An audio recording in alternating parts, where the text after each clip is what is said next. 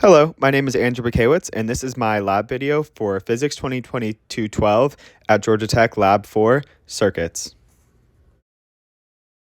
The main purpose of this lab is to explore and understand the relationships between voltage, current, and resistance in a few different circuits. In this lab, we will work with both circuits with resistors in parallel and in series to explore key differences between these phenomena. Lastly, we will model the behavior of RC circuits, or circuits with resistors and capacitors. Some key concepts explored in this lab include the conservation of charge and energy within a circuit, Kirchhoff's laws, including the node rule and the loop rule. Next, some equations for capacitors and resistors, as shown on the right. Note differences between resistors and capacitors in series and in parallel. And lastly, we'll explore the concept of circuits in steady state.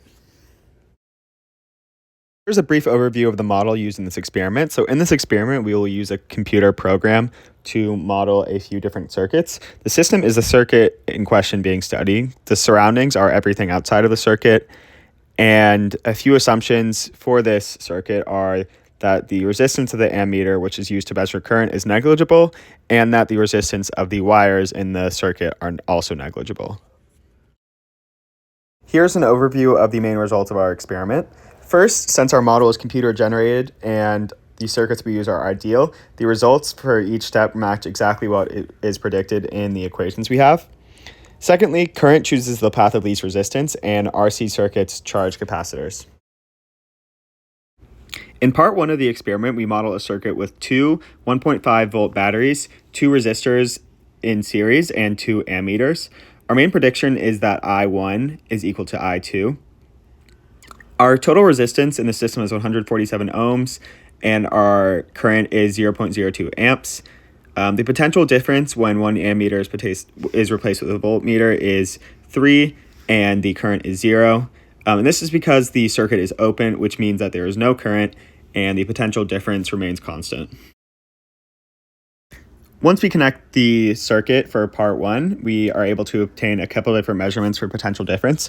Starting off with B minus A, so the potential difference through the battery is 3 volts. The potential difference of D minus C, so through resistor 1, is negative 0.96 volts, and F minus E is negative 2.04 volts. This means that the overall potential difference from point A to B on the graph is 0 volts, and the current measured is 0.024 amps. From this, we can conclude that the current follows the loop rule, and also, additionally, when we place a voltmeter in place, the current is the same because no current can pass through it. Next, in part 2 of the experiment, we modified part 1 so that the ammeter is placed in parallel with the resistor. In this situation, the current only flows through the ammeter because it has zero resistance instead of going through the path with more resistance. Some measured values for the resistance of our resistors are 48 ohms and 102 ohms, and the resistance of the wire and ammeter are both 0 ohms, and we notice that this is different than the original values due to some slight errors due to rounding. Next, in part 3 of the experiment, we have a 10 ohm bolt, a 20 ohm bolt, a 9 volt battery, and a 200 capacitor. We started this experiment by connecting the battery to the 10 ohm bolt and capacitor in series. And what happens is that the bulb initially gets brighter, then dims until no light is present, which represents the discharging of the battery until the current reaches 0. The time to discharge for the 10 ohm bolt is 10 seconds, whereas for the 20 ohm bolt, it is 18 seconds.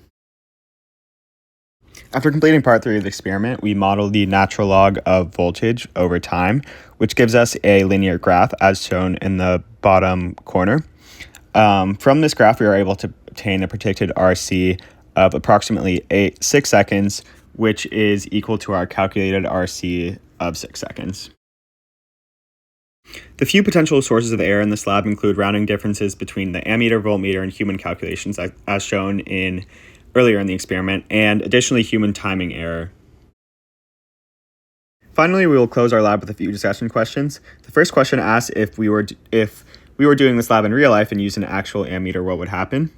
So ammeters in real life are not ideal as the ones in this experiment were, and therefore they would add resistance and lead to a lower current.